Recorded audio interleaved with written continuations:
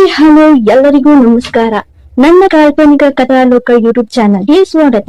ಇನ್ನು ಯಾರೆಲ್ಲ ಸಬ್ಸ್ಕ್ರೈಬ್ ಆಗಿಲ್ವೋ ಬೇಗ ಬೇಗ ಸಬ್ಸ್ಕ್ರೈಬ್ ಆಗಿ, ಹಾಗೆ ಮುಂದಿನ ಅಪ್ಡೇಟ್ಸ್ ಗಳಿಗಾಗಿ ಬೆಲ್ ಐಕನ್ ಅನ್ನು ಒತ್ತುವುದು ಮರೆಯದು. ಈಗ ಟೈಮ್ ನೋಡಿದ್ಯಾ ವೈಫಿ? ಮಧ್ಯರಾತ್ರಿ.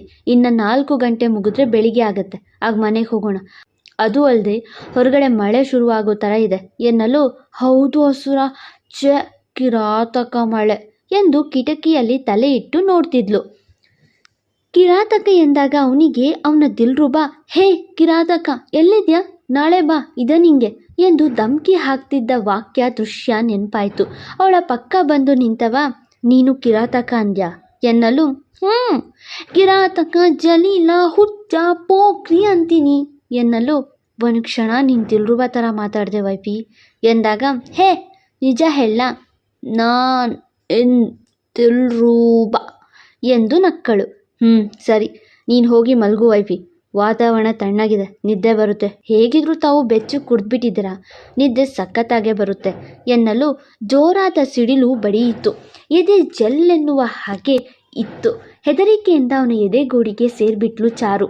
ಗುಡುಗು ಸಿಡಿಲು ಸಹಿತ ಮಳೆ ಧೋ ಧೋ ಎಂದು ಶುರುವಾಯಿತು. ಚಾರುಗೆ ಅದರ ಸದ್ದು ಬೆಚ್ಚಿ ಬೀಳಿಸ್ತಿತ್ತು. ಅವನ ಎದೆಗಪ್ಪಿ ಹೆದರ್ತಿದ್ಲು. ಎಷ್ಟೇ ಬೇಡವೆಂದ್ರೂ ಅವನ ಕೈ ಅವಳನ್ನು ಬೆಳೆಸಿತ್ತು. ನನಗೆ ಮಳೆ ಅಂದರೆ ಸಿಕ್ಕಾಪಟ್ಟೆ ಇಷ್ಟ ಆಯಿತು, ಆದರೆ ಈಗ ಭಯ ಅಸುರ, ಅದು ಕೆಟ್ಟ ಮಳೆ, ಐ ಹೇಟ್ ಮಳೆ ಅಸುರ ಹೇಳುತ್ತಾ ಅಪ್ಪಿದ್ಲು. ಗೊತ್ತು, ಬಟ್ ಹೀಗೆ ಹೆದರಬಾರ್ದು ವೈಫಿ, ಹೆದರಿಸ್ಬೇಕು ಎಂದವನ ನೋಡಿ, ಹೇಗೆ ಅಸುರ ಕೇಳಿದ್ಲು. ಹುಡುಗ ಕೆಡುವ ಮುನ್ಸೂಚನೆ ಅರಿತು, ಅದು ಈಗೆಲ್ಲ ಹೇಳ್ಬಾರ್ದು, ನೀನು ನೆಟ್ಟಿಗಿರಬೇಕು, ಆಗ ತೋರಿಸ್ತೀನಿ, ಈಗ ಸುಮ್ಮನೆ ಮಲಗುವಂತೆ ಬಾ ಎಂದು ಕೈ ಹಿಡಿದು ಮಂಚದ ಕಡೆ ಹೋಗಲು ಬೀಬಿ, ಇಲ್ಲ, ನಾನು ಮಳೆ ಜೊತೆ ಫೈಟ್ ಮಾಡಬೇಕು, ಅದು ಹೆದರಬೇಕು, ಅಳಬೇಕು ಎಂದಳು. ಅತ್ತರೆ ಮಳೆ ಜೋರಾಗುತ್ತೆ ವೈಫಿ, ನಗಿಸ್ಬೇಕು, ಎಂಟರ್ಟೈನ್ಮೆಂಟ್ ಕೊಡಬೇಕು, ಆಗ ವರುಣ ನಗ್ತಾನೆ, ಮಳೆ ಕಡಿಮೆ ಆಗುತ್ತೆ ಎಂದನು. ಎಂಟರ್ಟೈನ್ಮೆಂಟ್ ಕೊಡೋದು ಹೇಗೆ ಹೇಳು ಅಸುರ ಹಠ ಹಿಡಿದ್ಲು. ಅವಳು ಚೆಂಡಿ, ಅವ ಬೇಡ ಅನ್ನೋದೇ ಮಾಡಿ ಅಭ್ಯಾಸ. ಕಡೆಗೆ ಕೈ ಹಿಡಿದು ಹೊರಗಡೆ ಕರ್ಕೊಂಡು ಬಂದ ಬೀಬಿ. ಅಸುರ, ನಾನು ಬರಲ್ಲ, ನಂಗೆ ಮಳೆ ಅಂದರೆ ಇಷ್ಟ ಆಗಲ್ಲ, ಅದು ಅಲ್ಲದೆ ಮಳೆಯಲ್ಲಿ ನೆನೆದ್ರೆ ನಂಗೆ ಹುಷಾರು ತಪ್ಪುತ್ತೆ. ಹೊರಗಡೆ ಬಂದಾಗ ಸಬೂಬು ನೀಡಿದ್ಲು. ಅದೆಲ್ಲ ಆಗಲ್ಲ, ಈಗ ನೀನು ಮಳೆಯಲ್ಲಿ ನೆನಿಬೇಕು, ಮಳೆ ಜೊತೆ ಫೈಟ್ ಮಾಡಬೇಕು ಅಲ್ವಾ ವೈಫಿ, ಕಮ್ ಬಾ ಎಂದು ಕೈ ಹಿಡಿದು ಕರೆದ. ನನಗೆ ಮನೋರಂಜನೆ ಕೊಡೋಕ್ಕೆ ಬರಲ್ಲ ಅಸುರ, ಹೇಗೆ ಮಾಡಲಿ ಕೇಳುತ್ತಾ ಅಲ್ಲೇ ಇದ್ಲು. ಮನೋರಂಜನೆ ಅಂದರೆ ಮಳೆ ಎಷ್ಟು ಹೊತ್ತು ಬರುತ್ತೋ ಅಷ್ಟು ಹೊತ್ತು ಇಲ್ಲೇ ಇದ್ದು ಅದನ್ನು ಹಂಗಿಸ್ತಾ ನಿಲ್ಲೋದು. ವರುಣದೇವ ಫುಲ್ ಖುಷಿಯಾಗೋ ಹಾಗೆ ಮಾಡೋದು. ಮಳೆಯೇ ನೋಡಿ ನಗುತ್ತಾ ಸಾಕಪ್ಪ ಇವತ್ತಿಗೆ ಹತ್ತಿದ್ದು ಅಂತ ಓಡೋಗೋವರೆಗೂ ಮಳೆಯಲ್ಲಿ ನೆನೆಯುತ್ತಾ ಕುಣಿದು ರೇಗಿಸೋದು ಎಂದನು. ಹಾಗಾದರೆ ಕುಣಿಬೇಕಾ ಅಸುರ ಕೇಳಿದ್ಲು. ಎಸ್ ಎಂದನು. ಹೌದಾ, ಹಾಗಾದರೆ ಬಾ ಎತ್ಕೋ ನನ್ನ ಎಂದು 2 ಕೈ ಮುಂದೆ ಮಾಡಿ ಕರೆದ್ಲು. ಅವಳ ಕಾಟಕ್ಕೆ ಬಾಯಿ ಬಿಡುವ ಬಿಬಿ, ಲೋ ಅಸುರ, ಇದೆಲ್ಲ ಬೇಕಿತ್ತಾ, ಸುಮ್ಮನೆ ಕ್ಷಮೆ ಕೊಟ್ಟಿದ್ರೆ ತನ್ನಲ್ಲೇ ಉಗಿದು, ಏನಿದೆಲ್ಲ ವೈಫಿ, ನೆಟ್ಟಿಗಿದ್ರೆ ಬೆಂಕಿ ಥರ ಸುಡ್ತೀಯ, ಈಗೇನೋ ತಣ್ಣಗೆ ಐಸ್ ಕ್ರೀಮ್ ಥರ ಕರೀತಿದ್ಯಾ ಎಂದವನ ನೋಡಿ, ಬಾ ಅಸುರ, ಬಾ ಬೇಗ ಬಾ ಮುದ್ದಾಗಿ ಕರೆದ್ಲು. ಮನಸ್ಸು ಸೋಲ್ತಾ ಹೋಯ್ತು. ನಿಂಗೆ ಹಿಂಗೆ ಹೇಳಿದ್ರೆ ಅರ್ಥ ಆಗಲ್ಲ ಇರು ಎಂದು ಅವಳನ್ನು ತನ್ನ ಬಾಹುವಿನಲ್ಲಿ ಹೊತ್ತು ನಡೆದ. ಜೋರಾಗಿ ಬರ್ತಿದ್ದ ಮಳೆಯು ಕೊಂಚ ಕಡಿಮೆ ಆಗ್ತಾ ಇತ್ತು. ಮೈ ನೆನೆಸುವಷ್ಟರ ಮಟ್ಟಿಗೆ ತಾಳ್ಮೆ ತಂದ್ಕೊಂಡಿತ್ತು. ಅಸುರ ನೋಡು, ಮಳೆ ಕಡಿಮೆ ಆಗ್ತಿದೆ, ಹೇ ಎಂದು ಕೂಗಾಡಿದ್ಲು.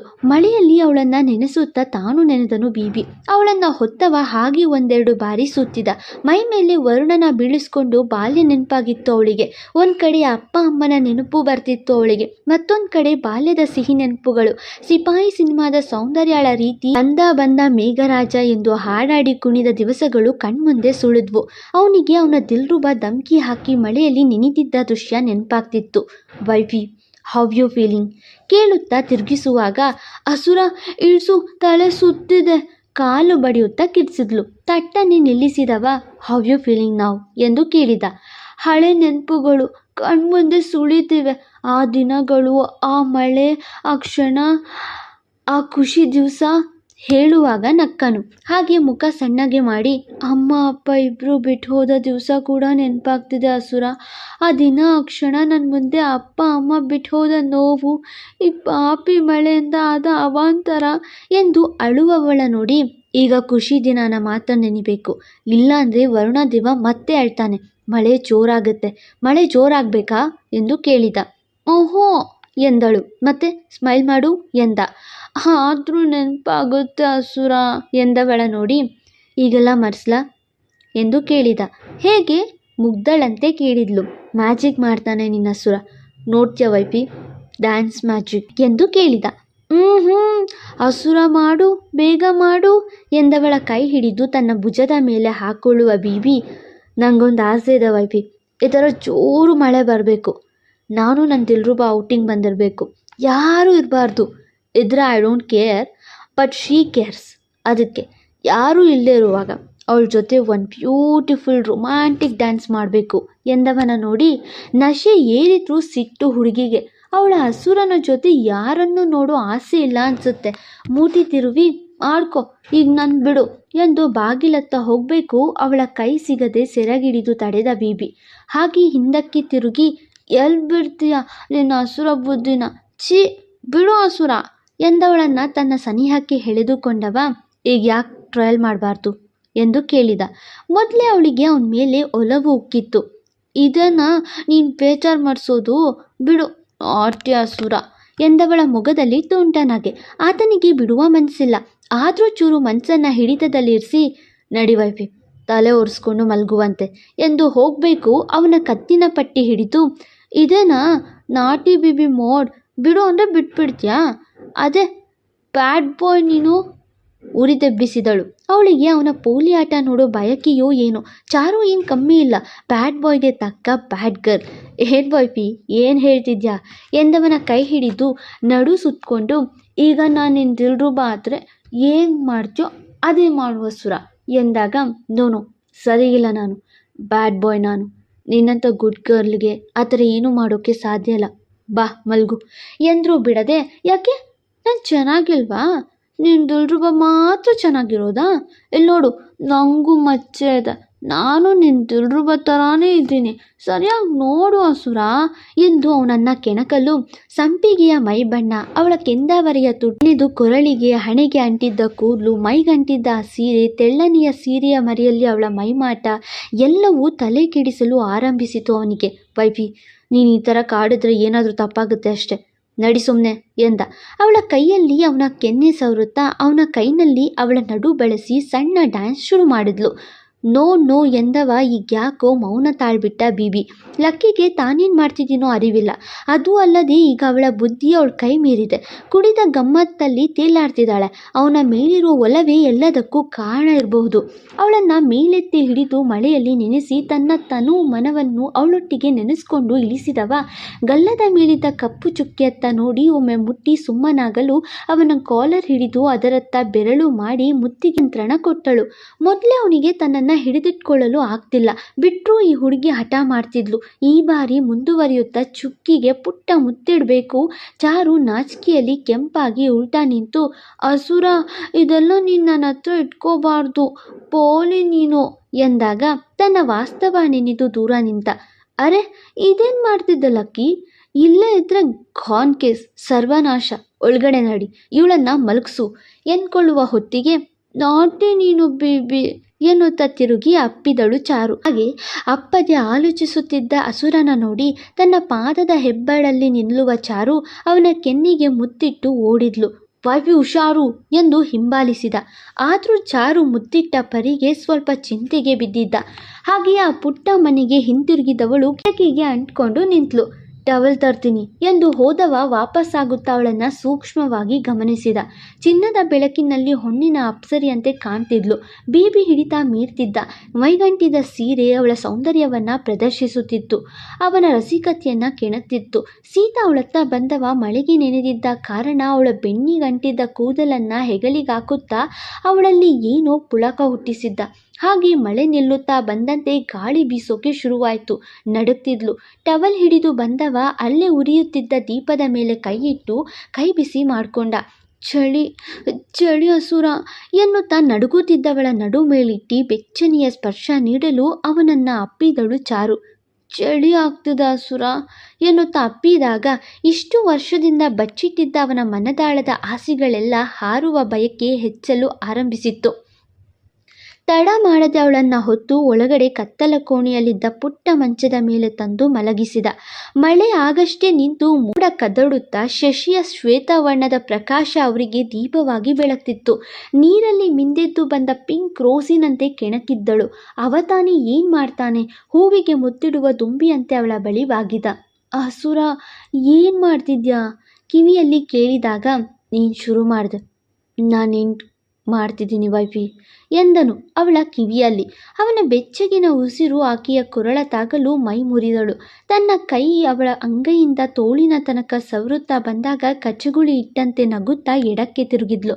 ಹಾಗೆ ಅವಳ ಕೊರಳ ಬಳಿ ಮುಖ ಇಟ್ಟವ ಕೈಯಲ್ಲಿ ಎಡಗೆನ್ನೆ ಸವರಲು ಅವನತ್ತ ತಿರುಗಿ ಅಪ್ಪಿದಳು ನಾಚಿ. ಮೈ ಮರೆತ ಬೀಬಿ ಅವಳ ಅಪ್ಪುಗೆ ಸರಿಸಿ ಆ ಕಪ್ಪು ಚುಕ್ಕಿ ಮೇಲೆ ಮುತ್ತಿಡಬೇಕು ಹೋದ ವಿದ್ಯುತ್ ವಾಪಸ್ಸಾಗಿ ವಿದ್ಯುತ್ ದೀಪ ಉರಿಯಲು ಆರಂಭಿಸಿತು. ಮುತ್ತಿಡೋ ಆಲೋಚನೆ ಮಾಡಿದ ಬೀಬಿಗೆ ಬಂದ ವಿದ್ಯುತ್ ಅವನ ಬುದ್ಧಿನ ವಾಪಸ್ ಮಾಡಿತ್ತು. ಅವಳನ್ನು ಆ ರೀತಿ ತನ್ನೊಂದಿಗೆ ಇರಿಸಿಕೊಂಡ ಪರಿ ನೋಡಿ ಗಾಬರಿಯಾದ ಬೀಬಿಯ ಬುದ್ಧಿ, ಅವಳೇನೋ ಕುಡಿದ ಅಮಲ್ನಲ್ಲಿ ಸ್ಪಂದಿಸ್ತಿದ್ದಾಳೆ. ನಿನ್ನ ಬುದ್ಧಿಗೇನೋ ಆಗಿದೆ, ಇದರಿಂದ ಈ ಮುಗ್ಧ ಹುಡುಗಿ ಲೈಫ್ ಹಾಳಾಗಬೇಕಾ? ಚಾರುಣ್ಯ ತುಂಬ ಒಳ್ಳೆ ಹುಡುಗಿ, ಅವಳ ಬದುಕಲ್ಲಿ ಯಾವ ತೊಂದರೆ ಆಗಬಾರ್ದು, ಅವಳು ಅಪವಿತ್ರವಾಗಬಾರ್ದು ಎನ್ನಲು ಹಾಗೆ ಅವಳಿಂದ ದೂರ ಸರಿದು ಅಲ್ಲೇ ಇದ್ದ ಹೊದಿಕೆ ಹೊದಿಸಿ ಹೊರಗಡೆ ಹೋದ. ಈತ ಕಣ್ಮುಚ್ಚಿದ ಚಾರು ಹಾಗೆ ನಿದ್ರೆಗೆ ಜಾರಿದ್ಲು. ಹೊರಗಡೆ ಬಂದು, ಹೇ ಲಕ್ಕಿ, ಏನು ಮಾಡ್ತಿದ್ಯಾ? ಚಾರು ಜೊತೆ ಯಾಕಷ್ಟು ಕ್ಲೋಸ್ ಮೂವ್ ಆದೆ? ಈ ಸಲುಗೆ ಈ ಕ್ಲೋಸ್ನೆಸ್ ಯಾಕೆ ಬಂತು? ಇಷ್ಟು ದಿನ ಯಾರೊಂದಿಗೂ ಇಲ್ಲದ ಸರಸ ಸಲ್ಲಾಪ ಚಾರು ಜೊತೆಗೆ ಯಾಕೆ? ಅವಳು ನಿನ್ನ ಜೊತೆ ಇನ್ನು 50 ದಿವಸ ಅಷ್ಟೇ. ಅಷ್ಟರಲ್ಲಿ ಯಾವ ಕೆಟ್ಟ ಕೆಲಸ ಮಾಡಿ ಅವಳ ಲೈಫ್ ಹಾಳು ಮಾಡೋ ಆಸೆ? ಆ ಥರ ಮಾಡಬೇಡ. She is innocent. ನೀನು ಇಷ್ಟು ಮೂವ್ ಆಗಿದ್ದು ನೋಡಿದ್ರೆ ಐ ಗೆಸ್ ನಿಂಗೆ ಚಾರುಣ್ಯಳ ಮೇಲೆ ಫೀಲಿಂಗ್ ಶುರುವಾಗಿದೆ ಅನಿಸುತ್ತೆ. Are in love lucky. Charunya ಮೇಲೆ ನಿಂಗೆ ಕೇರಿಂಗ್ ಜೊತೆ ಲವ್ ಇದೆ. ಇದು ಶುರು ಇರ್ಬೋದು. ಇದನ್ನು ಬೆಳೆಯೋಕ್ಕೆ ಬಿಡಬೇಡ ಲಕ್ಕಿ. ಚಾರುಣ್ಯನ ನೀನು ನಿನ್ನ ಸ್ವಂತ ಓನ್ ಅಂದ್ಕೊಳ್ಳೋದು ಸರಿಯಲ್ಲ. ಅನಿವಾರ್ಯಕ್ಕೆ ಆಕೆ ಮದುವೆ ಆಗಿದ್ದಾಳೆ. ಅವಳ ಮನದಲ್ಲಿ ನೀನಿಲ್ಲ. ಕುಡಿದ ಆಮೇಲಿನಲ್ಲಿ ಏನೋ ನಶೆ ಏರಿದ ಕಾರಣ ನಿನ್ನ ಹತ್ರ ಸೇರಿದಾಳೆ. That's not love. ತಂಗಿ ಮದುವೆ ನಂತರ ಅವಳಿಂದ ಡೈವರ್ಸ್ ತಗೋತ್ಯಾ. ಸೊ ಅಷ್ಟರಲ್ಲಿ ನೀನು ಅವಳನ್ನು ದುರುಪಯೋಗ ಪಡಿಸ್ಕೊಂಡ್ರೆ ನಿನ್ನಷ್ಟು ನೀಚರು ಯಾರೂ ಇರಲ್ಲ. ಹುಡುಕು ಮೊದಲು ನಿನ್ನ ದಿಲ್ರುಬಾನ. ನಿನ್ನಿಂದ ಕಂಟ್ರೋಲ್ ತಪ್ಪುವ ಮುನ್ನ ಸೀರಿಯಸ್ ಆಗಿ ಹುಡುಕು ದಿಲ್ರುಬಾನ.